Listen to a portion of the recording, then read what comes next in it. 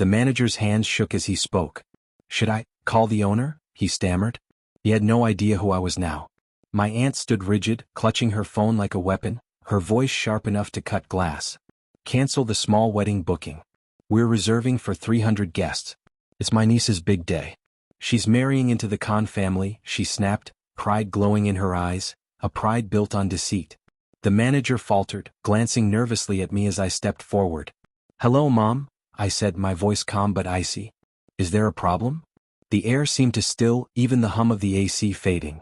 My mother turned slowly, her face draining of color. That's when it started, my reckoning. I once believed love was a sanctuary. That's what he made me think. Adil, my fiancé, my partner for 4 years, always so quiet, so steady, so perfect on the surface. He praised my independence, admired how I ran the family business after my father passed. But love blinds. Trust, it can make you blind and foolish. It began subtly.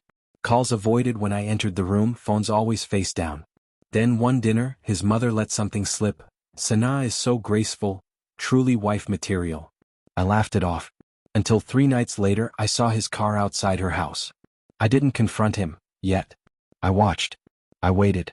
I gathered evidence, piece by piece, until the truth arrived like venom in a glass of wine. Sana, my cousin, my mother's favorite. Their affair had been months in the making. And the ultimate betrayal, they were planning a wedding. My replacement wedding.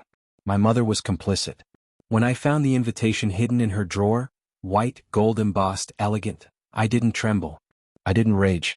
I smiled. They had forgotten one detail, the venue. My father had built that venue from nothing.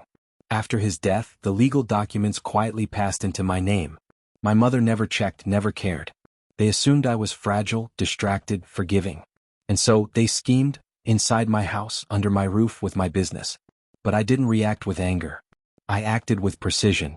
I rewrote the booking, reshuffled the guest list, and ensured every expense, catering, decor, lighting, staff, was billed directly to Adil. Non-refundable. Every penny.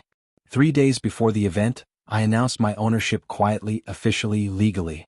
Updates went through my lawyer. And today they arrived early, faces radiant with excitement, completely unaware. That's when my aunt barked orders at the manager. That's when he asked the fateful question. Should I call the owner? I walked in. Silence fell like a heavy curtain. Laughter evaporated. My mother froze, Sana's smile crumbled. Confusion painted Adil's face in broad, dark strokes. "Hi, Mom," I said again softly. "What's the issue?" The manager shifted uneasily between us. "This is Sana's wedding," my mother stammered. "Is it?" I asked, tilting my head. The contract told the truth. It was mine. Sana's face turned white as paper. "Yes, I'm the owner," I said, calm as ice. I handed Adil the invoices, every page printed with his name, every detail accounted for. Catering, stage, lighting, all totaling a sum heavy enough to crush him. You can't," he whispered. "I can," I replied. Smooth, unshakable. The silence that followed was exquisite. Sana tried to speak, but I raised a hand. "Enjoy your small ceremony," I said, turning toward the exit. "If another venue dares host your scandal." By evening the news had spread like wildfire. The wedding planner quit. Guests canceled. The Khan family withdrew their proposal. Reputation shattered. Desperation called their mothers together, but my mother never called me. People say revenge is ugly. They're wrong. It's an art, subtle, silent, precise. I didn't scream. I didn't break a thing.